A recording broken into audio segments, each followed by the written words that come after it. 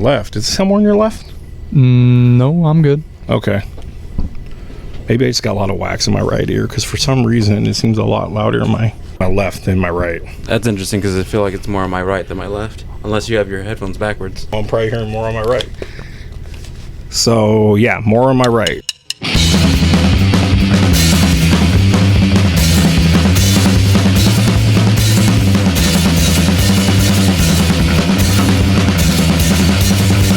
Welcome to Best There Is podcast. I feel very loud. I gotta step back a little bit from that microphone. Today we will have... Oh, you forgot the hat.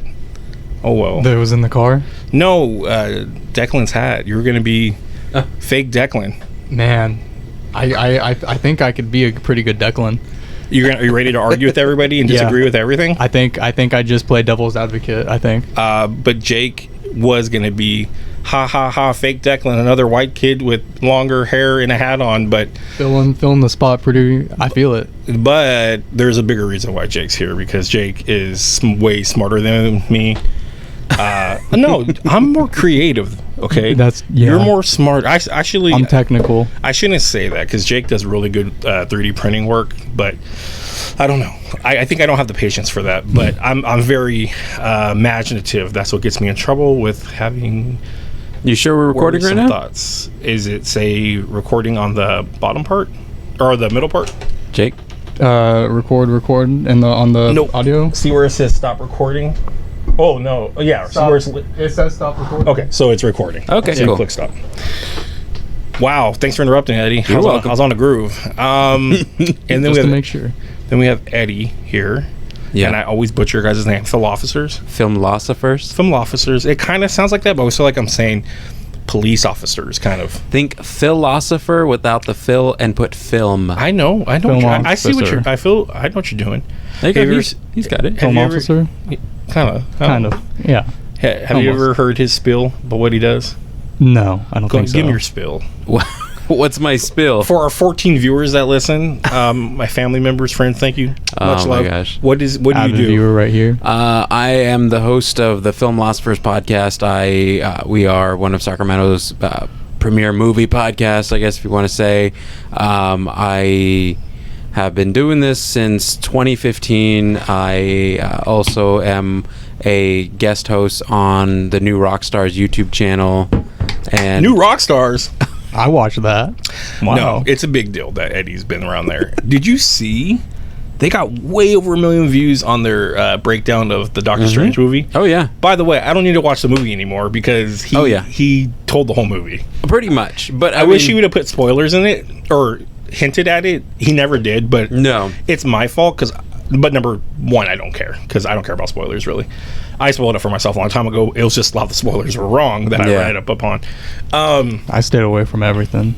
Well, what was really cool was Donnie didn't watch anything, and he was like, even Professor X coming out he lost his shit. Mm-hmm. He didn't really care for the movie. We're gonna save it for another podcast. Yeah, that was sick. Oh my gosh. I saw that clip, and he was like, I will really go in the trailer. He's like, maybe we should tell him the truth. I don't know if that was Professor X or the truth. That was Professor X or like a really Englishy Sean Connery. Yeah. Maybe we should tell him the truth. It was Bane. Maybe he should know the truth. You are. Me and Declan always go through that monologue, or I shouldn't say monologue. The whole talk in the beginning. With no survivors. Dude, I love Tom Hardy and I love Bane. It just didn't work, but separately they're great. Together just didn't. Same with Venom for me, but that's a whole other thing too. I agree. But today I disagree. Really? Oh, he's doing the Declan. I'm doing the Declan thing. Oh, I was about to say. I go, hey, I want to hear your point. So I'm kind of solo, not really solo. I do have support. Yeah, we're nothing, Jake. But it's mainly. I mean, it sucks because Declan is my right hand, not at all times. This is like remote poke battling. We're just somewhat there, but we're not. He's able to. We've done this together so long. We have certain parts that we take over and do with this. It's me putting everything together.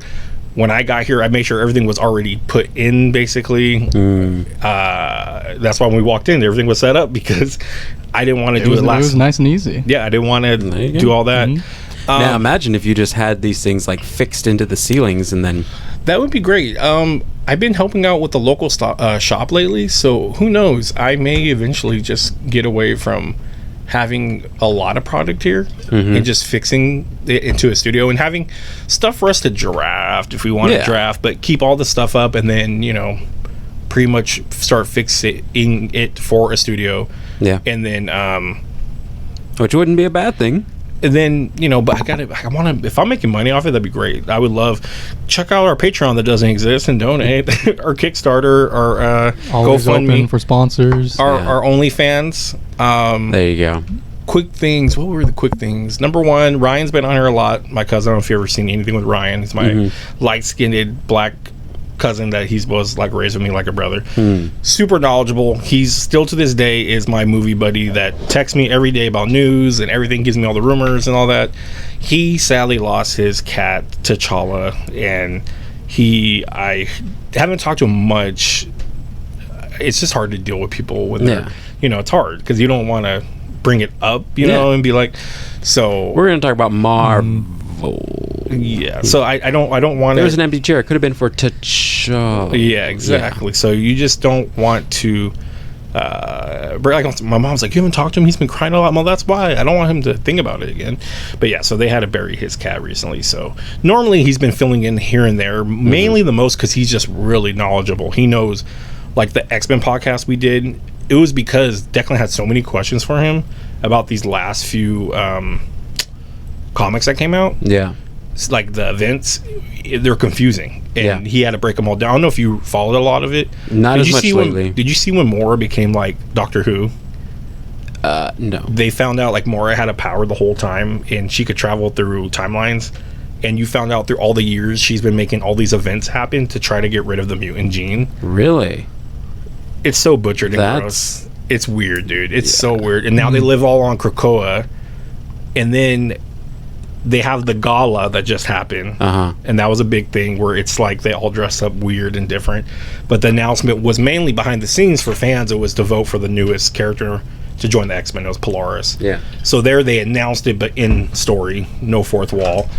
And then the big announcement for the X-Men in there was Magneto's like, Storm and Magneto are going to terraform Mars, and we're going to go to Mars now and live there. So that's where they're at in the story. It's really weird. But anyway, so that's why Ryan was a lot of good help, and I'm glad he's been helping, and I just want to shout out for him and his loss of his cat, because we love Ryan. We all love our animals, and we love Ryan, and it's always, all of us have gone through losing our animals, and it sucks. So absolutely, I didn't even bug him about this week, and I already planned not to, because I already wanted just Jake with me on it, and I wanted you on it, because you know movies kind of like how I know movies, and I don't know. When I tried to get you to come over, I was gonna, since the camera was being wonky, I was gonna be like, let's have like I have a little 90s trivia thing. I can't play with anybody. So I was like, maybe we could do a short little challenge video, and like my son was just home, I'll have him like set up the camera for us, or I'll have someone come by, call Jake, have him ask us the questions,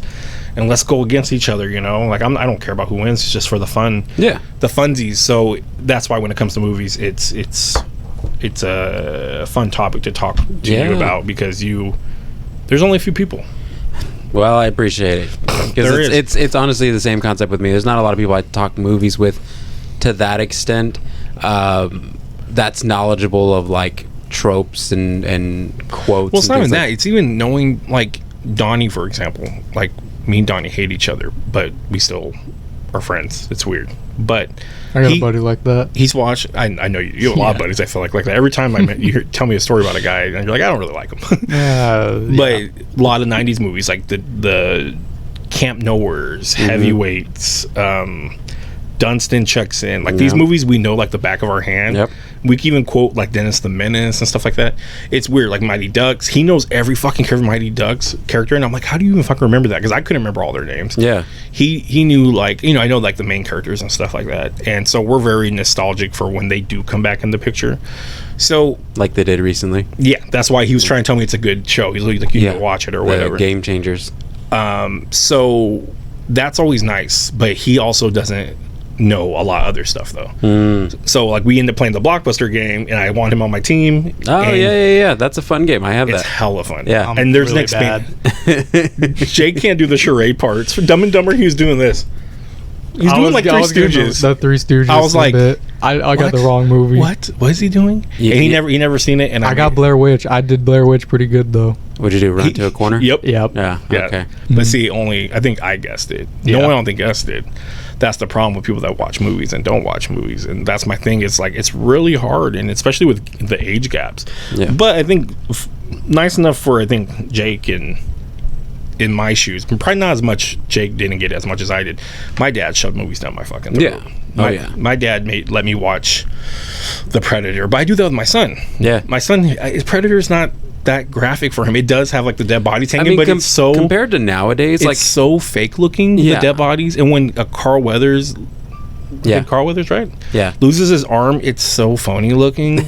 It's not going to traumatize him, So he fucking loves Predator. We got the Predator video game. He loves. Did you ever see that Pixar short for Toy Story where Combat Carl? So it's one of the more recent ones, but it's kind of like a horror-esque type of one. But it was a Halloween special, wasn't it? I believe so. And because Mr. Pricklepants is like telling a ghost story, or he's trying to talk about the tropes of like horror movies or scary movies, and then Carl Weathers comes back and he's like missing an arm, and it's there's subtle like nods to Predator and that, and it's super funny.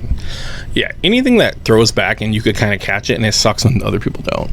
And that's kind of hard with my wife. I always am like, did you get that? Did you catch that? And it's tough. But again, it's kind of nice because my dad did, and I always appreciate my dad for letting me watch The Warriors. And then I remember out of nowhere, like maybe about 10 years ago, it got popular again. Like it was, because they made a video game of it. Yeah, well, I was working at Macy's. The video game came out, and Echo was making a bunch of designs with them on it for their line, so I had to get flossed out. For people who don't know what Echo is, that was a clothing brand. When you thought you were a gang, what Echo was. You didn't know Echo is? Nope. See, because that's like saying like I got me a pair of Jinkos.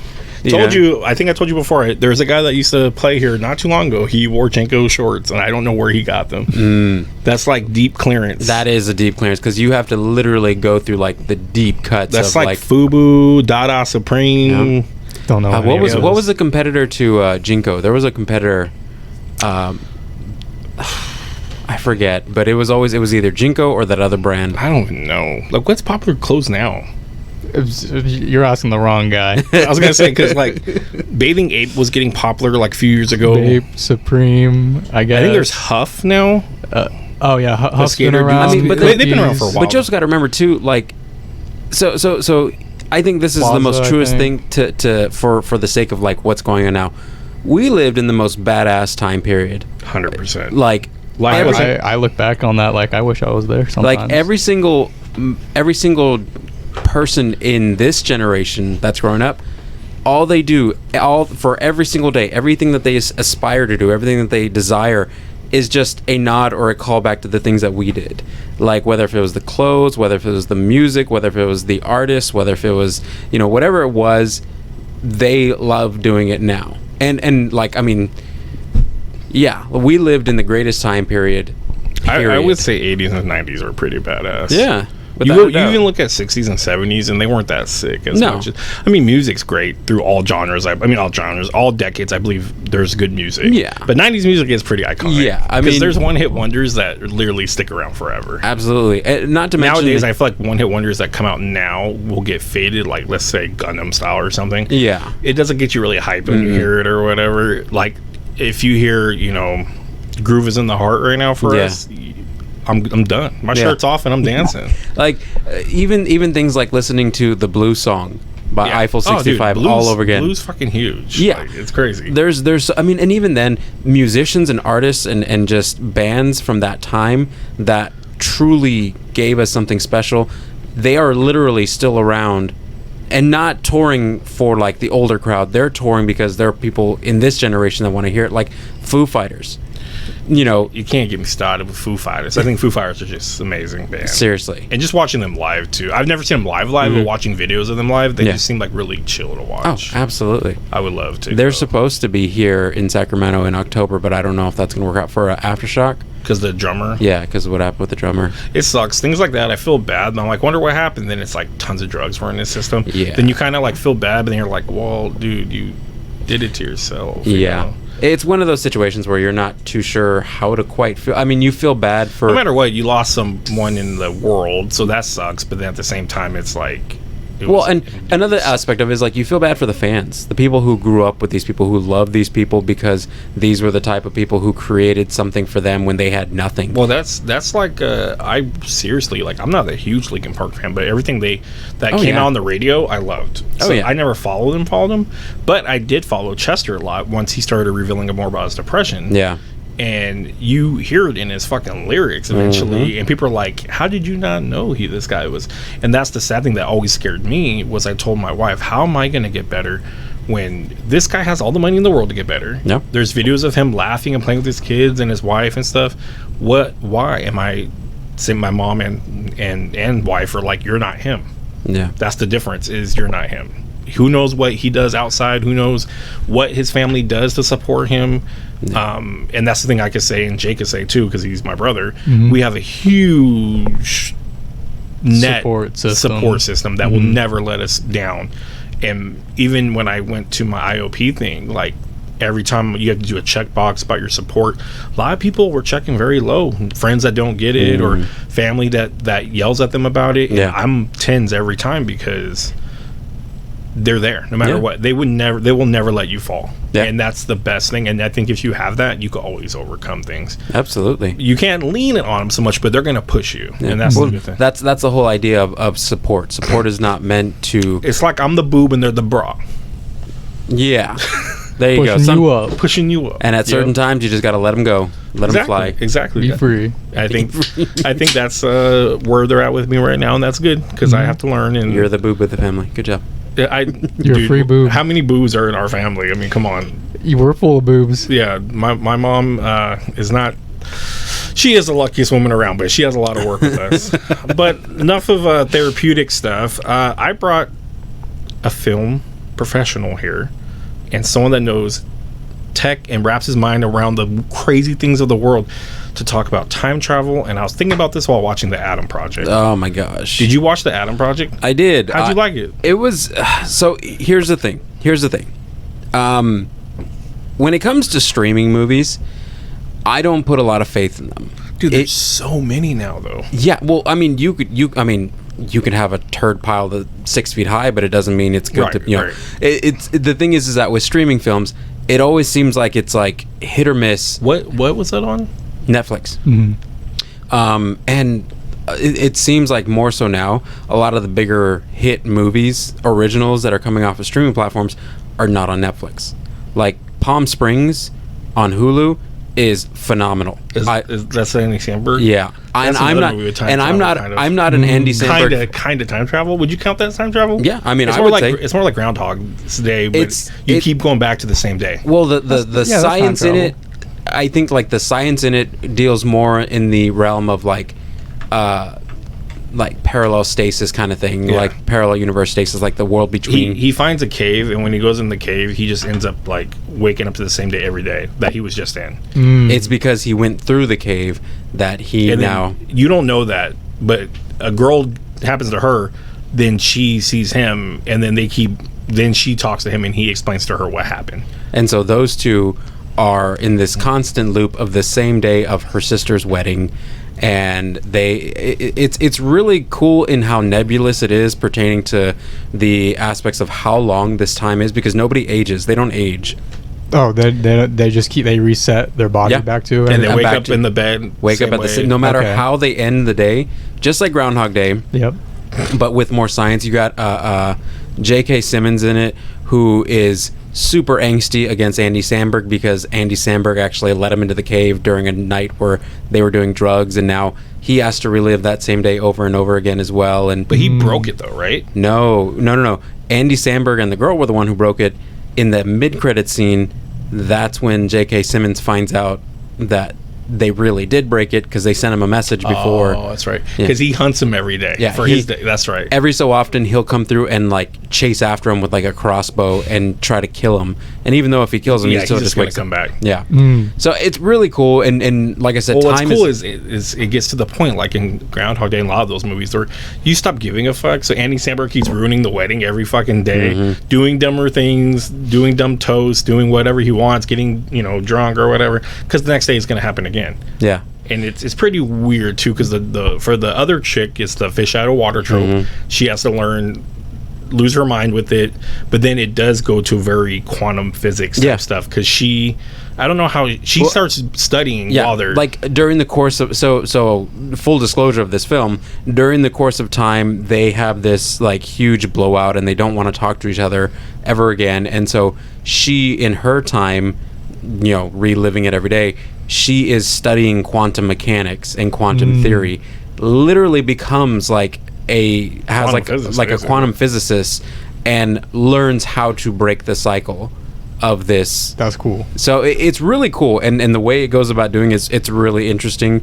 But on top of that as well, like the psychology of being in that same mindset each and every day, and what kind of things, like in maybe like an 80s or 90s trope, it would be funny to go over and over, like Groundhog Day. But at a certain point in time, like where does the psyche break in terms of and when do you stop having fun? Exactly. Fucking around with the whole like, oh well, fuck this day, ha ha ha, my life's over. Anyways, then it gets to the point where like, fuck, my life's over. Like, because there's even at a point in time where Andy Samberg cannot recall how long he's been in this loop, and he killed himself. Oh, and he's killed himself multiple times. Yeah, damn. But like, because he tells her, he's like, trust me, I've tried. Yeah, and like, I think does she crash herself, kill herself too? Oh yeah, she jumps in front of a truck or something she jumps in front of a truck, or she falls out of the car. And he tells her, he's like, dude, I've done it over. Like they've even shot each other just being playful, like with bow and arrows or something.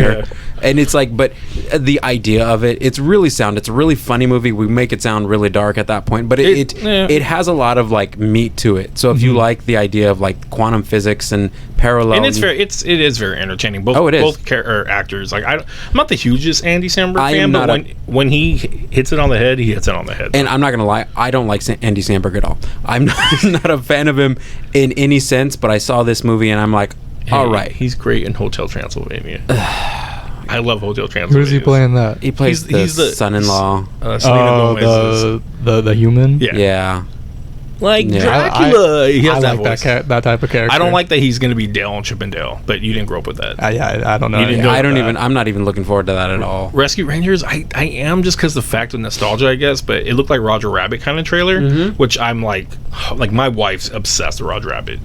So that's a big thing that connects us, because movies, and then she likes something, I'm like, you like something I like, oh my god. But yeah, I don't like that he's Dale, and I don't like the comedian who's John Mulaney. I don't like John Mulaney, and I hate his voice. And Spider-Ham, I did not like him as Spider-Ham, and he's doing Chip, and watching Chip and Dale Rescue Rangers my whole life as a kid. I was just 18. I'd watch it as any age, but he just doesn't capture it for me. Yeah. But like John Ralphio, don't know his real name, he was great as Sonic. Like that's a different story. Yeah. Because I got ran over by a Lexus. That guy. I love John. He's good. I mean, he's also one of the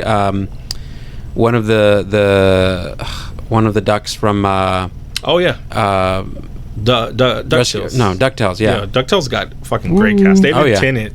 David Tennant. Doctor was Mr. Scrooge. Scrooge McDuck. Scrooge. Yeah. What made you jump to Palm Springs from Adam Project? Because I know it's timeline. Well, I think.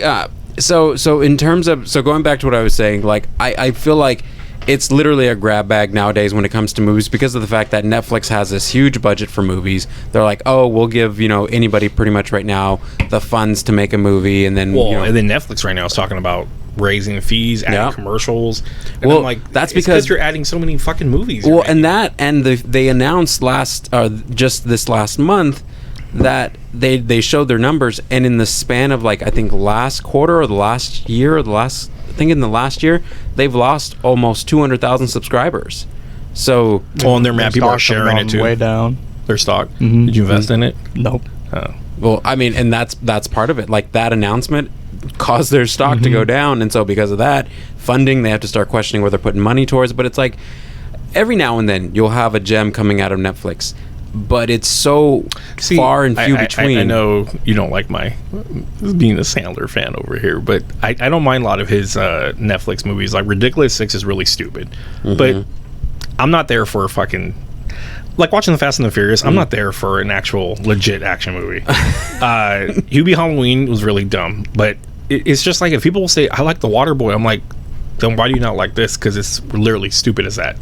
I think it's also based on time. Like when it comes to movies, like, so for me, when I think about a movie I'm going to watch, when I think about how I'm going to, especially when it's coming to like what it's going to be for an episode, say I'm going to review a film, I literally have to consider all things entailing this episode. Is it going to be worth my time? Am I going to have something strongly positive enough to go out of it, or am I going to have something strongly negative enough to kind of have a scene, like to add to the whole, theatrics of it? Because if I'm going to be right smack in the middle, what am I going to do that's entertaining to talk about this film? It's like... Or you could be like one of our favorite friends that just loves every freaking movie. Oh my gosh. No. Guys, I just saw this one. It's so great. It's amazing. Best movie I ever saw. This guy reviews every movie the same way, and it's like, why am I watching your reviews? Yeah, that's not... And it's always not like low tier. It's always amazing. It blows my mind away. Well, that's kind of cool to see every movie like that. I mean, great. Yeah, I'm kind of into that. I think so. Okay, it's a great way to Let's live take life. a step back. But as a reviewer, but yes, the biggest as a reviewer, thing, yeah, because if for people who are like in the industry where you have to review things and you have to keep a particular type of outlook on specific films because of funding and because of handouts and things like that, like obviously you don't want to bite the hand that feeds you. So if you have like a case in point, and I don't think I've ever told you this story, one of my first movie reviews that I ever did as as a critic was a movie that was made by a guy in Nova Scotia, and he's a great guy, but I don't think he understands what the idea of filmmaking is. We had a conversation. We had an interview prior, and I literally, I was talking to him, and he's all amped up. He's like, "Oh, yeah, this and that, and we're about 3 months in the film, and we're gonna be doing this." And did they talk like that? Oh yeah, he had the straight on accent. Yeah, I think I have the recording either on this phone or on my computer. He's How fun. long ago was it? Oh, 2013. You still have it on your phone? Oh yeah, the cloud, man. The cloud. It captures it all. And so I saw his movie, and his movie was so bad. Like it was not what I was expecting. And how do you tell someone when they walk up to you like, how'd you like it? Well, so this is what I told him. So after I saw the movie, because he sent the film to me. He sent me a copy because in order for you to see the film, you had to go to his website. You had to pay like $19 or Jesus. I think to view it for 24 hours, and then the link disappeared. Wow. And this was way back then. Self-destructed. Yeah. And this movie was all over the place. It was like, do you remember those movies you would make in high school with you and your friends, and you would like either use your dad's high 8 or I had a camera like this. Yeah, I keep trying to get my friends to make movies like that now. See, so you figure you're not super fresh out of high school because you're 20. I'm 20. 20, yeah. Okay. I always get you and Declan because Declan's 22. You're 20. Well, so all in all, like I literally saw the film. I had no idea how I was going to write it up, so I literally made this article as like an ode to like, well, independent filmmakers are really trying to make it in this time, and this is a clear indication of somebody who had passion in the project. And the article was like so evasive, but it still set like some kind of positive spin on his movie. But do you think that gives it justice for me that wants to go watch it though? Like, oh, I should check this out. Do you think it would have made me feel that way, or you think I would have? I would have got the picture you're painting. Like, I think you specifically would have got the picture. I think everyone else who read it was like, oh, okay. All right, cool. Well, but the thing is, I knew for a fact no one was going to be able to see this movie. No one was going to fork up like $19-20 to go to the link. That's nuts. And it literally was the longest title in the world. You literally got to get people in for free for half this shit nowadays. Oh yeah. Like let's even talk about Clerks. Or with ads. Like look at Clerks. Clerks had minimal showing, and it was just word of mouth. Oh yeah, and he made it on a comic book credit card budget. Basically, he had to sell all that stuff, and you get it done. But if you know what you're doing, there's so many things. Like even right now, when I said self-destructing, I was like, oh, Spectre Gadget. I thought of, and I always think to myself, I've watched Spectre Gadget. It's a horrible movie. I always think, if you let me just sit down and pen this, I bet you I could write it. Yeah. It would not have great grammar, because I have horrible grammar. I say words wrong, but that's why I would have an editor. like Spectre Gadget. Yeah, exactly what I said. No, but I say all that to say, like, Mark for Spector. people like we were talking about earlier, I had to massage the ego of somebody so that way I could stay in the inner business circle. The Yeah, loop, yeah. because it was there that, because of that article that was written, that I then got the opportunity to interview the writer and director Thunder Levin, the man who created Sharknado. That's right. You told me about that. So, and that was a cool conversation, but And you never know. That movie could have been The Next Room. How bad it was. You don't know. which one? The first one. You said that was really bad. You never know if you catch The Room. Here's the thing. You have to find it first. And I don't think he's ever considered putting it anywhere accessible. It makes me think of Practical Jokers, that Murr wanted to make a movie, and instead of getting a car when he graduated, his parents gave him the money to make a movie, and they only show clips sometimes, and they made him, like, for one of his punishments, like when he lost, he had to screen it. It's called Damn, and it's meant like damned, like the Bible and stuff. It looks awful. It looks like someone that, no wonder you're more behind the scenes and like figuring out stuff than actually like writing, like, you know, whatever. I wish I had that kind of money to do stuff, but nowadays you could do whatever you want with the camera and stuff. But again, Adam Project. You were saying all this because Adam Project. What you're saying? The Netflix is pooping them out. Streaming films aren't that great. But what did you feel about that? So when it came to this one, I'm not gonna lie, I wasn't too excited to watch it. Like, plain and simple. I've as a reviewer, I've given too much, grace to a lot of these movies that just end up being like, oh, come watch this because we got Ben Affleck, or hey, come watch this because this happens, or come watch this because of whatever. There's so many new movies on the streaming platforms that I haven't watched because I just don't have the patience to sit through that. So I'm not gonna lie, when you mentioned the Adam Project, I'm like, I'm Ryan Reynolds out. Like, I feel like, but outside of Deadpool. Why you?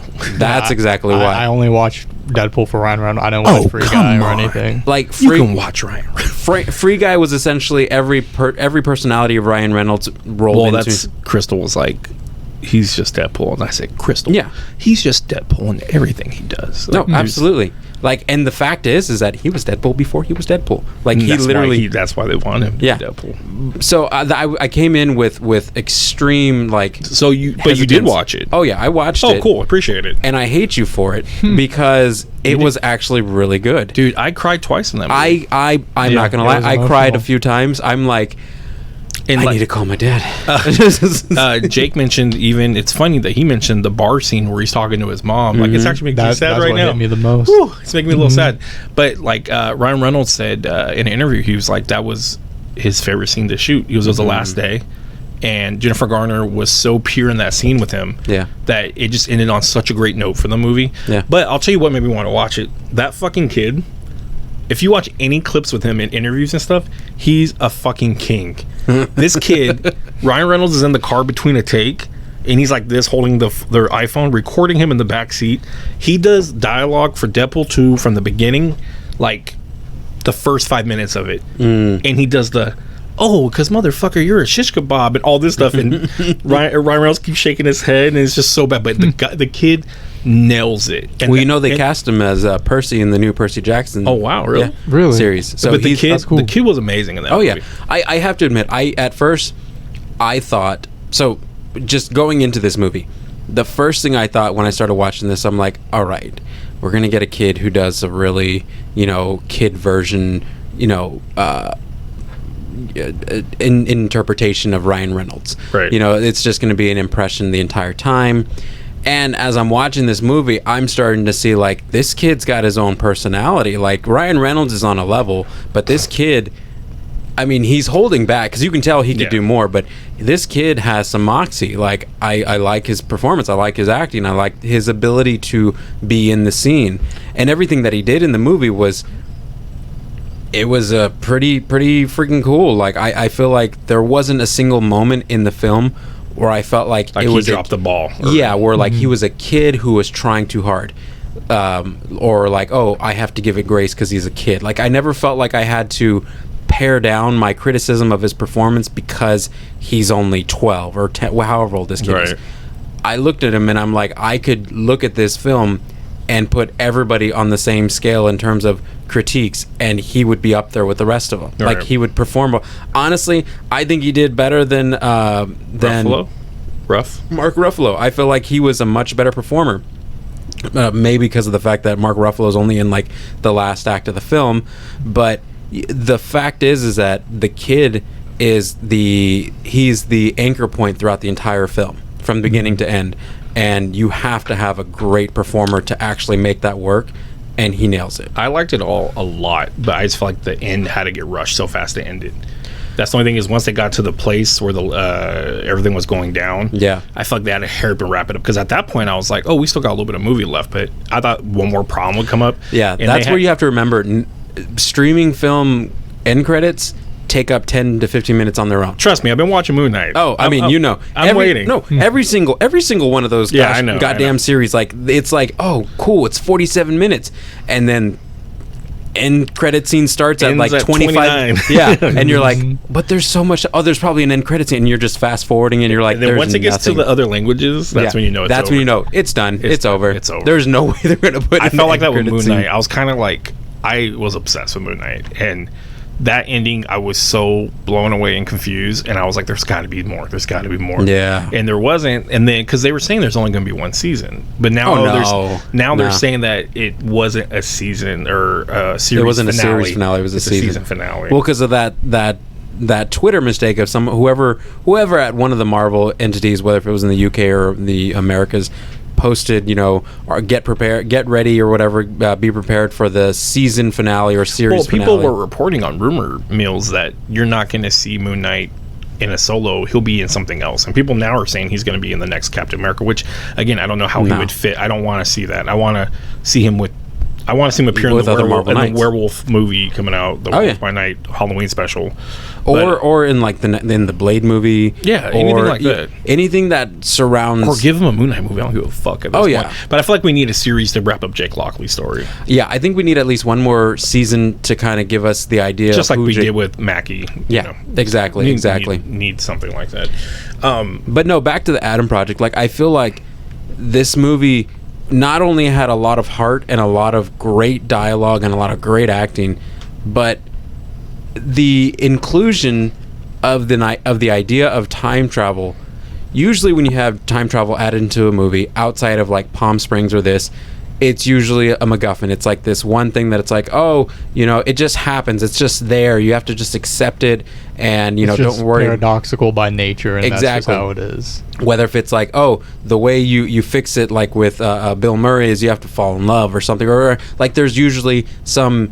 And that's the thing too. It's sad because I was like, maybe they could. You have that hope as a human being, like maybe they could save the dad somehow, and then they don't. They let it go. Yeah, and I think that was perfect. Mm-hmm.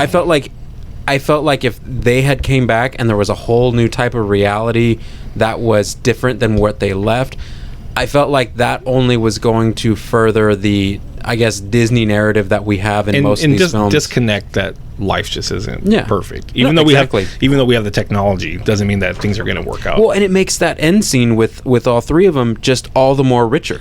Like it sucks because as soon as he walks away, you know what's going to happen. Yeah. You knew absolutely. It was going to be them gone. Yeah, you knew that for sure, and it makes that moment. Like, it makes Mark Ruffalo looking at where they were and looking at everything and just his, kind of at peace mindset, just all the more richer. And it sucks because he basically knows that he's going to be going soon. Yeah. Oh, absolutely. So now and that's kind of a no-no. Well, not just that, but he also just wrecked his entire livelihood with, destroying that, and not to mention, I'm pretty sure they're going to investigate the death of this woman. So either he's gone, or he's gone to prison. But either way, just my whole thing is like, this is what I've been pondering on, and I've been telling Jake and stuff. The idea of time travel in movies, and this is the whole endgame conversation. Mm-hmm. We just watched that clip because I told him I can never find it on YouTube. It is so confusing. Hulk says, I can't even say it, it's gonna make my head blow up.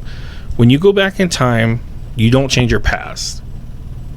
You create another branch of reality. Because he goes, when you come back, that is your past. Yeah, your present has now become your past. Because you left that, but it's still behind you because you already did it. Mm-hmm. But that's not how everything works. So No. What I'm thinking, like, Oh my gosh, this is what you were asking about for the magnet pen. There wasn't much written here. This was me and Jake just talking because I was like, what we say, Adam Project, Back to the Future, Family Guy, Hot Tub Time Machine, Terminator. So are we talking about time travel or a parallel universe? We're talking time travel. I'm way up on this right now. Whoops, because parallel universe is a little bit different. But then I think so. I honestly think one of the best examples to kind of understand the narrative of time travel per se upon one person, sadly, is the movie The Time Traveler's Wife.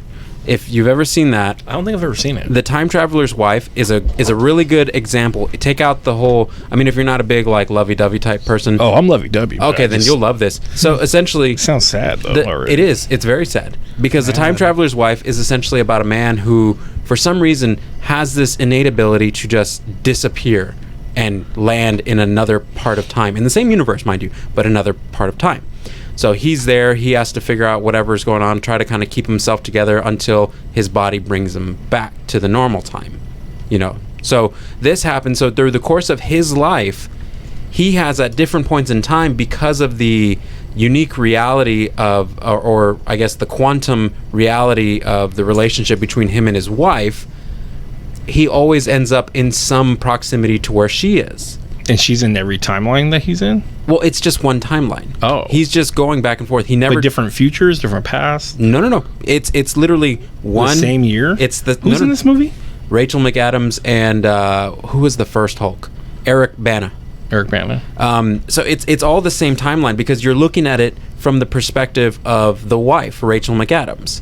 So throughout the time, old and young, you know, Eric Bana ends up meeting Rachel McAdams throughout her life. While she's older, when he's old, when she's young. Yeah, like her timeline is normal. Mm-hmm. Let me see.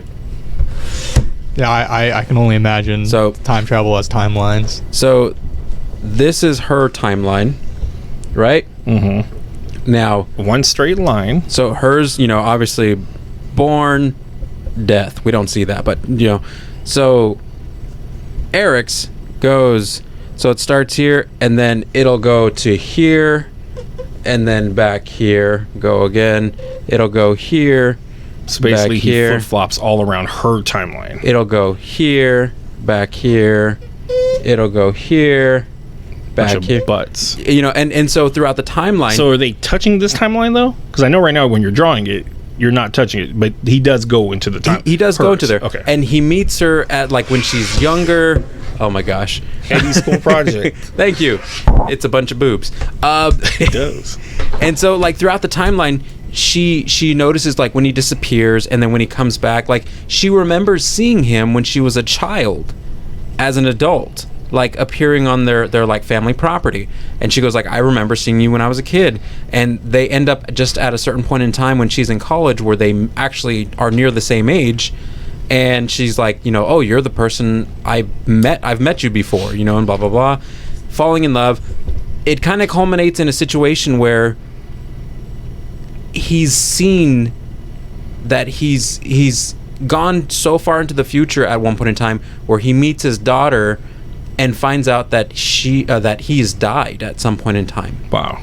And so he's kind of on, you know, that's on his mindset. And he can't control how he's going and when he's going. It just happens. It just happens whenever. So he has to kind of figure out what time frame. Is there any resolving that in the story? No. You never learned why? No, because at a certain point in time, the inevitability happens, and he does end up dying. Mm-hmm. So he's still aging through all those times. Oh yeah. Or when he goes to her as being older, is he older when he's there? Yeah, yeah. He's the same age. So So if he goes past the time he's dead.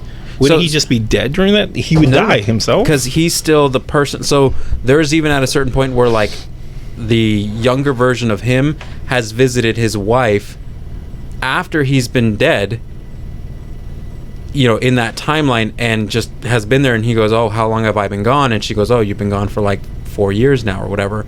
And they spend a little time together, and then he disappears, you know? And it's like that. It's weird.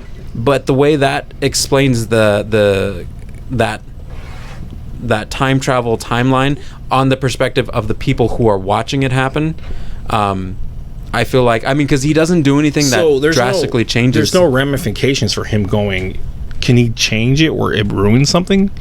Like the butterfly effect everyone's worried about. Well, see, that's the thing. I don't know, because in the story, it's based on a book, and then they made the movie, and then right now HBO is in the they're in the mindset of actually... A series or something? Yeah, they're actually doing the series. They're going to be releasing it soon. So, like, something like Hot Tub Time Machine, they go back, and they have to relive everything. Mm-hmm. And if they don't, it'll mess up everything in the future. Yeah. But then they don't anyways, and then Violator stays back and becomes Lugal instead of Google and all that. So that one is almost the most accurate vision I have of going back in time would be like. Yeah. But the only difference is the hardest part for me, it's a comedy, so fuck it. But the hardest part for me to wrap around is when they come back to the time then and they just meet his wife now. Yeah. That he had a crush on, Craig Robertson's wife. Mind if I use the restroom real quick? Yeah, you started waddling. Yeah, I know. I was like, man, sorry. It's cool. You can let my ears clear off from sweating. Remind me to spit in Declan's headphones when I leave. I will. Oh, my marker's going out. Dude, I swear I put it and carried it in the car, the other one. Because I was going to have to... It must have just fallen off when I picked it up or something. Because Back to the Future, Doc draws it. And he says, how does he say it? Because I think he says it branches off into a different timeline. That's how I imagine it, is it branching off, making timelines. See, Hot Tub Time Machine... Like the multiverse. Hot Tub Time Machine is straight this. Like, they just go back here. But then when they go back, they just go back there. There's no alternate. But it's made a new timeline, hasn't it? It's erased the original one and made the new one. Technically, I think at a certain point they'd get a new. Yeah. Well, maybe from that day, I guess you would say. From the day. Because unless Violator, you've seen the movie, right? I don't remember it. But yeah. the guy that stays back and he invents Google and all that shit, if he told them stuff, then their lives would change. He must have to make the guy get with the girl that he did like, and. The Craig Robertson, he must have had more confidence, so his wife didn't cheat on him, and he stayed with singing, so he must have told them something during Hot Tub Time Machine. Okay, that's what I'm guessing. My ADD pills have me going pee all the time. Do they? Oh yeah, I take bupropion. Blame it on my ADD, baby. Bupropion and it messes me up. I got too much stuff that messes me up. But so. I don't know where I was at with Hot Tub Time Machine. So you were saying... Oh, when they get back. So my question is, they get back and Craig Robertson's with his non-cheating wife, which I don't think she was even cheating in the first place. But everything's great. He's doing music now. John Cusack's wife now, the girl he met and was his soulmate, I guess. Mm-hmm. He's with her. And... then they kind of go on the boat and talk like they all like know what happened. Yeah. But so what was happening before that? Were they there as adults the whole time? Got married because there's pictures of him famous with her. So how does he not remember all that happened during that time? So I feel like did that branch, like you're saying, into a different timeline, or is that still their new timeline? I feel like that. I mean, because that lends itself also to the idea of Days of Future Past, where. Xavier is talking to at the end of the movie. Xavier's talking to Logan like all normal. He's like, "Oh, aren't you late for your class? Don't you have a class to teach, whatever?" And then he looks at him and he's like, "Oh, you're back." And then he realizes that at that moment in time, he's returned to that frame of mind. Now, I feel like if we're taking all the knowledge we have from movies like that, like the Butterfly Effect, which does a really good job of recognizing the incorporating of new memories to old memories with the cooch. Ashton Kutcher, that movie you're talking about? With the cooch. And if there was that like movie was hella disturbing for me though. It was a great movie. They had a lot of weird Have you seen shit. the alternate endings? Yes. All of them? And that was, not all of them, but I know that they played multiples in different theaters, I heard. Yeah. I think. That's really cool. There's like what Clue did too. Yeah. There's multiple. I've never heard of that, no. Really? Have you seen Butterfly Effect? No. Oh, okay. Yeah, Butterfly Effect's crazy. Ashton Kutcher and what was her name? Amy Smart. I think? Amy Smart. Yeah. Person that I don't find attractive from Road Trip. I always think of. I don't. I wouldn't have cheated on her. But Road Trip? yeah, that's the one that. I'm for some reason I'm thinking of Euro Trip. Yeah. No, I remember. That's Harriet the Spy. That is Harriet the Spy. With the green fairy. How do you explain? I know when they drink the absinthe. How do you explain Butterfly Effect? Because it's like he's got the power eventually. He has this ability where he can use traumatic experiences. Well, as a kid, he would have convulsions and he would pretty much go into seizures, and the film doesn't tell you what happens during the course of that seizure. They just talk about the aftermath of like, oh, are you okay? Blah blah blah. Like, oh, he had another seizure. And so his therapist has recommended that he write down these situations so that way it can help him remember what was going on during that time. Mm-hmm. So he documents his whole day. So he has notebooks upon notebooks of his childhood. So one day, while in college, he decides, the girl he brings back to the dorm room, she's like, hey, let me see one of your notebooks, blah, blah, blah, blah. And so she breaks out one and he starts reading it, and then he goes back literally into that time where the book was written about, like whether if it was when he was a kid or whatever.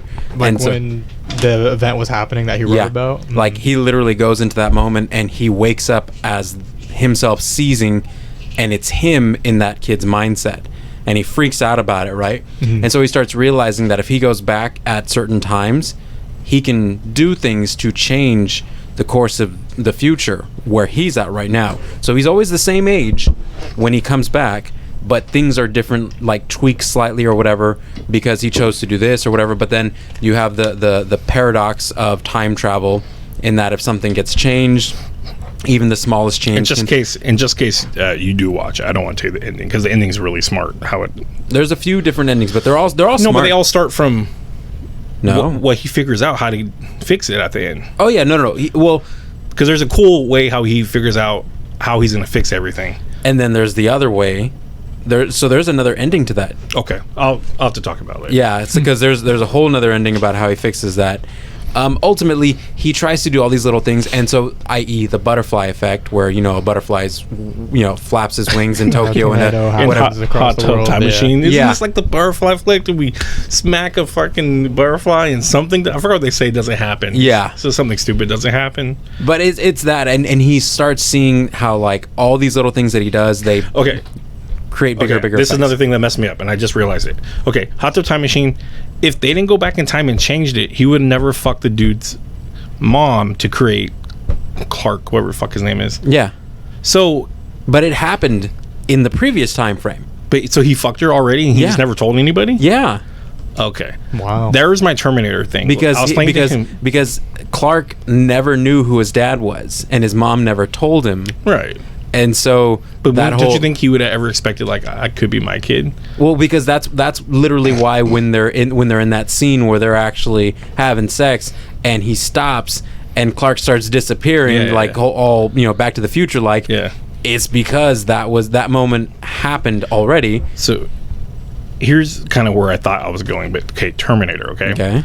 So John Connor is going to be born from this lady, right? Uh-huh. So let's send the guy back to protect her from the Terminator that's sent back to kill her. He impregnates that lady with John Connor. Uh-huh. Therefore, if we never sent him back, Terminator would have just killed her, right? But John Connor still wouldn't have been born, correct? But sending him back was guaranteeing John Connor going to be. Yeah. But did they know that when they sent him back? Well, that's the one film that still needs to be made in terms of John Connor in the future figuring out that Kyle Reese is his dad. The knowledge or the technology that has him realize that. Because they have a bunch of future ones with Christian Bale. Yeah. The Christian Bale one with Anton Yelchin and what's that dude? Sam Worthington. Yeah, that's the one where they revealed the spoiler in the trailer. Where he was it's still a good movie. I like it. I mean, I've never really watched it all. Really? All I know is the la-di-da walking on the set, because then he blew up. Christian Bale blew up that was. I think it was that filming. That film. But there's another one after that though, where there's Dark Fate. Oh no, you're talking comes about back super old and Hamilton comes back into it. That was like the last one. No, that was the second to last one. Because you have obviously Terminator, Terminator 2, Terminator 3, Rise of the Machines, Terminator Salvation. You have the one with Matt Smith and God, they gotta use my boy better, man. They've been giving him bad roles, and he was in Morbius. Who's the other guy? Did you watch Morbius? No. Morbin time. Who? It's Morbin time. It's Morbin time. Yeah. Have you seen it? No. Did you say you did? No, Genesis. That's what it's called. Terminator Genesis. That's the one with Jason Clarke, who plays John. What's the one with the Hispanic dude that was Ghost Rider? Hispanic dude was Ghost Rider. I'm gonna pull it up right now. I know the recent one was Dark Fate. I don't think they done one. That was one with Emilia Clarke as that's right, Sarah Connor. So there's Terminator 2 Judgment Day, That's what? 3 Rise of the Machines, That's what I said. Salvation, Yep. Genesis, That's what I said. and Dark Fate. That's what I said. Did you put them in that order? Yeah, didn't I? Yeah, I think so. Yeah. See, I want to almost watch them and compare what's happening with the time overlapping them. Well, Because how far do they get to the future? Salvation, they're pretty far in the future. so and It looked like Dark Fate wasn't in that far in the future. Salvation is at the point right before he sends Kyle Reese. Well, Because Kyle Reese is played by Anton. So in Salvation, Kyle Reese is played by Anton Yelchin, and he has yet to join the Reese. The dude that died. Yeah, sad. Guy from Star Trek. The guy, he has yet to join the Resistance at that point in time. And then Genesis is when they actually kill John Connor in the future at that point in time, and so they send Kyle, and so they're sending Kyle Reese in the process. They're using this technology from Skynet to send Kyle Reese back, but something happens. He doesn't go far back enough, and then he ends up, he goes really far back. And so at that point in time, him and Sarah Connor decide that they have to go to the future, which is like 1999, 2000, whatever, to stop Skynet from actually turning on, which at that point in time... But wasn't that happening in Terminator 2? Yes. When, I don't mean to be racist here, the black dude, when he's like dying, he hits the button. Miles Dyson. There you go. Yeah. Yes. See, that's why I like you. You know these C-level actors, they're great actors, but they're always not a main character. Well, he's also the sergeant in Speed. He's he is. We just watched Speed maybe a month ago. That movie's so fucking good. Oh yeah, without a doubt. Dennis Hopper's just rest in peace. He's called Rev 9 or some shit in that movie. Which is that one? I just clicked on it. Rev 8. He's one of the Terminators in the last one. Oh, I haven't seen Dark Fate. Oh, thanks for giving us all the information on Dark Fate, and you haven't seen. No, it's all. I mean, I know the storyline of it. It's Got just you. I was just gonna say it was cool because that guy, he's badass. He's badass as Robbie Reyes in Agents of S.H.I.E.L.D. He's in the trailer. Oh yeah, as Robbie Reyes. Yeah. Oh yeah, but I've seen him in the trailers for that other one. I've just been kind of hesitant because of the whole idea of like bringing John Connor back into the forefront. The Edward Furlong John Connor. Is it Edward Furlong? Is he coming? Oh no, it's. I mean, it's not the actor, but okay. But like they bring him like in CG. Oh, they do? Oh yeah. Ooh. He's and he gets assassinated in the beginning of the movie. And Linda Hamilton is still a badass in this one. But yeah, I feel like that particular storyline, the understanding of like who Kyle Reese is to John Connor and recognizing the importance of why that has to happen, like why he needs to send him back, that should be a whole movie. Terminator Salvation kind of touches on it. Which is the one with Claire Danes? Claire Danes is the third one, Rise of the Machines. I seen that one. That one's really bad. That's the one where the basically you learn that it's inevitable. It's gonna happen. Oh yeah. No matter what. Why are we still fighting this? But then you also get like Arnold carrying a coffin and shooting people with a machine gun. Well, and it's the girl, the Terminax or whatever her name is. Who much like in the second Men in Black movie, looks up at a billboard and realizes she'll assimilate into that figure, and it happens to be a woman in a lingerie. Is that what she does in Men in Black too? Yeah, she looks at a billboard. I didn't realize that she did it's that. a magazine. It could be. I just don't remember because I remember her origin. She's literally the alien Men in Black comes. 2 was so bad. It was with Johnny Knoxville as that two-headed guy. Yeah. That's really like the most I remember of it. Oh no! It's the horrible graphic of Rosario Dawson floating up in the air at the end. She's in a saucer. The CGI is really, really bad. Oh yeah. Speaking of which, Men in Black 3. Did you ever watch that? Oh my god, that is probably the best Men in Black movie. It's really, really good. And Luke Cage plays his dad in the movie. Yeah. Oh yeah. But that movie, he time jumps too. Yeah. But it's so funny. Like you crave chocolate milk. Yeah. When there's a time incursion or something like that. Right. Is that what it is in the movie? I haven't seen it. Yeah, so Will Smith keeps like craving chocolate milk. He doesn't get. They're like, then they start believing him. What's her name? What's her letter? I think it's X. It might be because Rip Torn lost his mind again, and he couldn't be Zed or whatever. I believe she's X. Something like that. Yeah. But the boss is like whatever. Or you know, H. She's like whatever. Like he's just tripping. But It's Tommy Lee Jones. Emma Thompson, by the Tommy way. Lee Jones is basically gone and written off, and I think they say he died, didn't they? Because Boris killed him.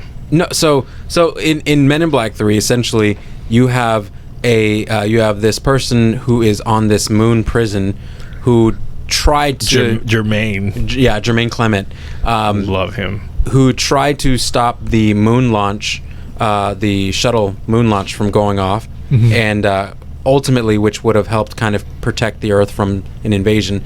He tried to, stop that, and so ends up breaking out of prison, finds a way to time travel where he ends up assassinating Tommy Lee Jones's character in the past, causing him to be erased in the future. Now, when Will Smith wakes up after that, he's the only person who remembers Tommy Lee Jones, and so that's where he's going around. He's like, I've been craving like chocolate milk or whatever. Can I get a glass of chocolate milk? Like he's freaking out. But why is he the only one that remembers? There's a reason why. And that goes back to the idea of like maybe the quantum relationship between two people. I mean, if you want to be romantic about it, maybe there's a level of like fate or love that has to do with it, that creates that dynamic of like, no matter how far apart between space and time, two people will always come together. So he has to go back in time, and he's got to stop the... And it's great because Josh Brolin plays an amazing young Tommy Lee Jones. Oh, yeah. That's who Thanos is. And Okay. He, Cable. I mean, he's fucking everybody. Cable, he almost was Batman, they said. I would have loved him over Ben Affleck. Yeah. He's just short, dude. That's the only problem. Yeah. But he's still a great actor. he's like, son, I'm like, oh my God, you're killing it, dude. So Tommy Lee Jones ain't in it too much. It's mainly Josh Brolin, but it's really cool to see their development and how he's like, so you think you're from blah, blah, blah, blah, you know, and he doesn't believe him, but then, everything comes. Then you find it, which is by a third movie to do such a good job, that Will Smith's dad's gonna die, or he does die. Yeah, Tommy Lee Jones is kind of like, he's been watching over him his whole life. Prior to all that, like, you come to find out, like, Will Smith kind of has a chip on his shoulder because he's never had a dad, because his dad was gone, mom never mentioned it or whatever, so he's kind of had this... the first one, right? I can't remember much, but yeah. Damn, you're neuralized. So in this one, like, he kind of does that, and it kind of sets them both off. Like, Tommy Lee Jones, like, don't talk bad about your old man. Your old man did his best, whatever. And Will Smith's like, whatever, you don't know my dad.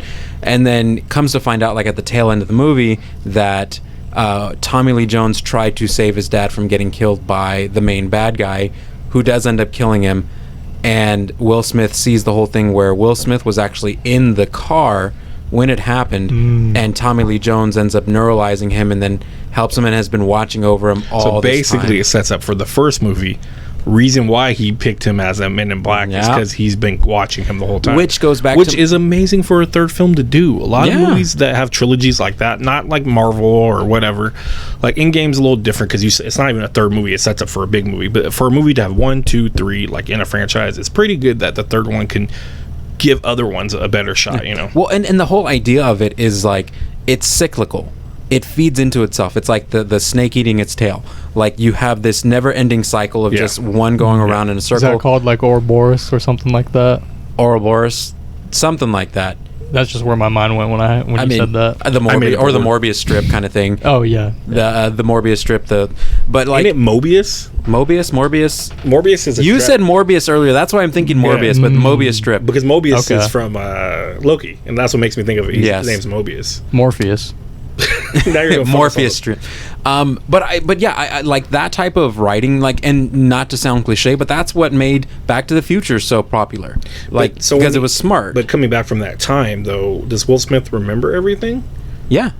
And so he meets up again with Jay or Kay. Okay, yeah. And he remembers, but Kay doesn't remember any of. I'm pretty sure he does. Does he? Yeah, Okay. he would have to, because like I feel like you can't.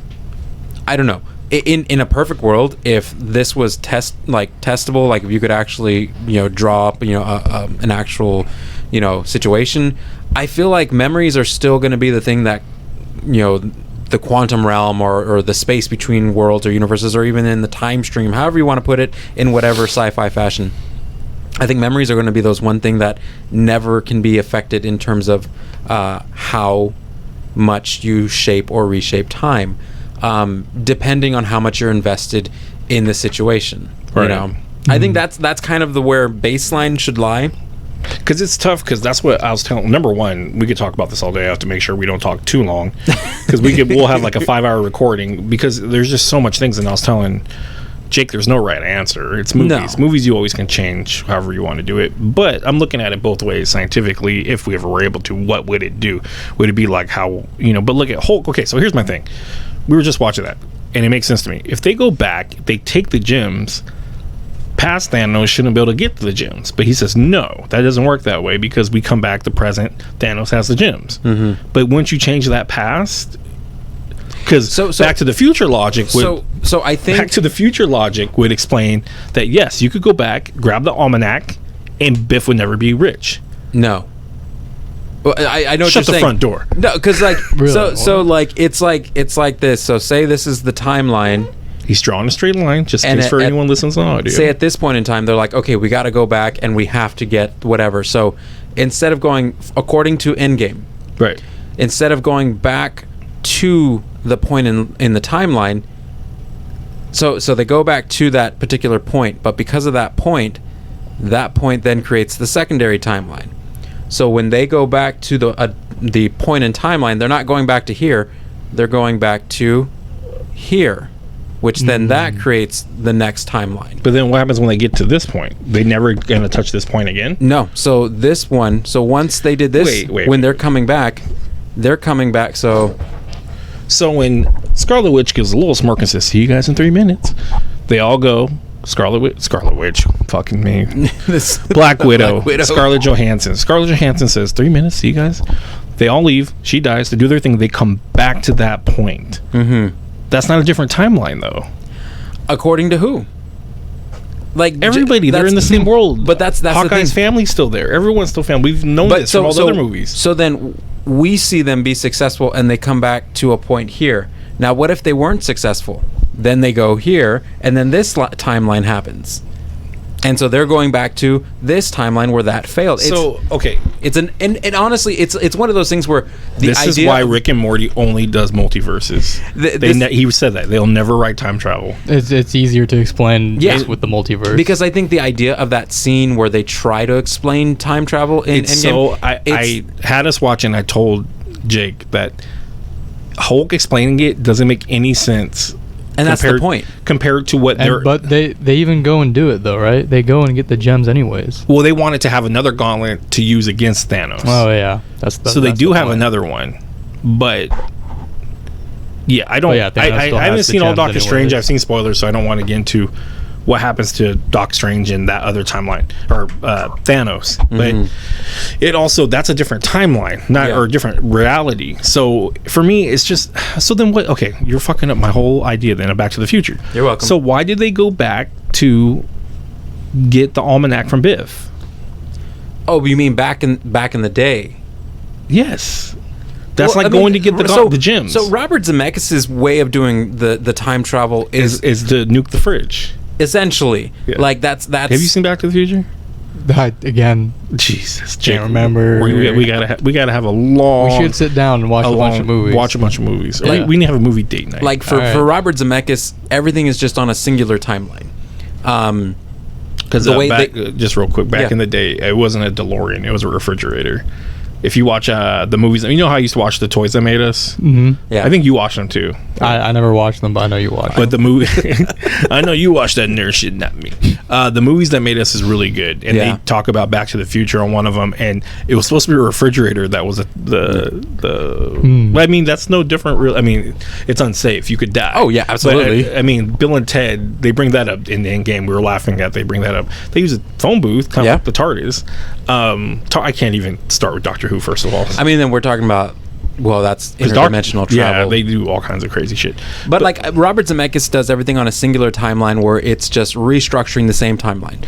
Endgame introduces the multiversed timeline, and then they do say though, whatever you do Back to the Future, don't talk to anybody. You have to look like this. You have to not whatever because it can affect the future. But it's still on the singular. Yeah, exactly. With Robert Zemeckis, it'll change, but it'll just change the singular future here. Going back and then fixing X point is going to put it right, according to Robert Zemeckis. And by the way, to the 14 people listening, I know people are probably like, what about this movie? What about that movie? There's a million movies. Endgame even said that in when John Cheadle's going, Time Cop, blah, blah, blah. He's like, and then Paul Rudd's like, Die Hard. Wait, no, not Die Hard. There's a million future movie travel, whatever. So we're not going to get to all of them. I'm just using basic ones that I liked and enjoyed and trying to pull apart that they're a little different. And even if you want to go all the way back, to... Quantum, they bring up Quantum Leap too in that Quantum Leap, he goes in different bodies, doesn't he? And that's different. Yeah, it's way different than regular time travel. It is way different. Just like Sliders is a whole different thing with Jerry O'Connell. But even going as far back to things like the Time Machine, the movie, it's definitely, I believe it was by H.G. Wells. I forget the author, based on a book, but the idea of Alexander Hartigan, who is the professor in that film, played by Guy Pearce, in the more recent one. Why am I drawing a blank on Guy Pearce? Guy Pearce is the guy who was the leader of extremists in the third Iron Man movie. Oh yes. So Guy Memento. Pearce. Yes, exactly. Nice, Christopher Nolan. Guy Pearce plays Alexander Hartigan. He's a university professor who believes in the possibility of traveling through time, and at that point in time in the film, he is planning to propose to his then girlfriend. His then girlfriend ends up getting mugged, and she ends up getting shot. He starts losing it, and he's just pretty much secludes himself for weeks. And when they go and visit him again, he's like, I know how to fix this. He creates a time machine, goes back in time to that point of that night, goes a little bit earlier, goes and finds her, tries to tell her to go home. Don't wait for me there. Go ahead. Sorry. Well, and then he's like, don't wait for me. Don't, I may sound like crazy or whatever, and wonder where you went. And ultimately, she still ends up getting killed. So he finds that it doesn't seem to be where he can find an answer here. So he goes to the future and gets his answer in the very, very far future, dealing with the Morlocks and the... I thought of X-Men. I'm like, the Morlocks? But look at the same concept of one of the best What If episodes, Doctor Strange going crazy. Yeah. Trying to save Palmer. Yeah. Christine Palmer. And he keeps... You've watched that episode, right? Mm-hmm. Where he keeps fucking it up over. You've seen the What If series, right? Because we're hitting... We're not batting 1,000. We're like, Die Hard? No. You have to remember, 22, 37. 20, 37, sorry. Jeez, see how old I am? I was mad the other day that I can't remember rap lyrics as well as I used to. I was telling my wife, I'm getting old. Oh, man. I can still remember most of the rock lyrics I used to jam out to. There's a lot of songs that she's been listening to a station that plays like a lot of 90s and shit, and I'm just like, Tupac's on or something. I'm like, or they're playing fucking Puff Daddy and Mace, and I'm like, just couldn't do it. I couldn't keep up with it, and I'm like, what the fuck's going on with my mind? I'm jumping to different lyrics, and I worry about age. There you go. But no, so like they did that really well with that, and that's the thing with the Time Gem is I read a whole story where I was telling, I think Declan and you, I ended up telling about where Mephisto got the Time Gem, and he kept trying to kill Khonshu over and over and over, and Moon Knight has to go get all the original, put him in Onks, like the Spirit of Vengeance, the Iron Fist, all these things, the Phoenix. He needs all of them to kill or stop Mephisto. I haven't finished the story, so I don't know how it ends. But the idea... When was this done? This story came out probably about a year ago. It was dopest thing ever because, or what was dope about it, was he stops the Mjolnir from coming at him, and you find out that that stone was originally from a moon. So he could have control over the Moon Knight can. Oh, cool. That's really cool. So he ends up wielding Mjolnir. You're gonna have to let me know what that series is. I definitely want to. It's from New Avengers, and all the Avengers are trying to stop him, but they can't because he's getting too powerful. But Khonshu's using him. They keep telling him, "You're losing your fucking mind, Mark," and that's what's fucked up. I think I was talking to him about it. That it's fucked up because all they do is keep throwing his mental illness at him. And for me, it really bugs me because they're like, "Mark, you're just messed up again." Da da da da. But no, Khonshu's telling him, like, "Dude, we're gonna die. Like Satan Mephisto is coming. Different versions keep coming to try to kill him, and Khonshu just keeps killing them. So I don't know how it's gonna end. Yeah. But that's what I'm saying. Something with like the time gem is like jumping around like that. Now, I don't want to go too far without forgetting things. What about fixed points in time? There are things that are just like they say. Do you think all these future movies follow that though? Like John Connor has to be born. I feel like if there's one subtle truth in every single time travel film, is the fixed points have to occur, kind of like what the Ancient One was talking about in that episode, how those fixed points are kind of like the pivot points for your life.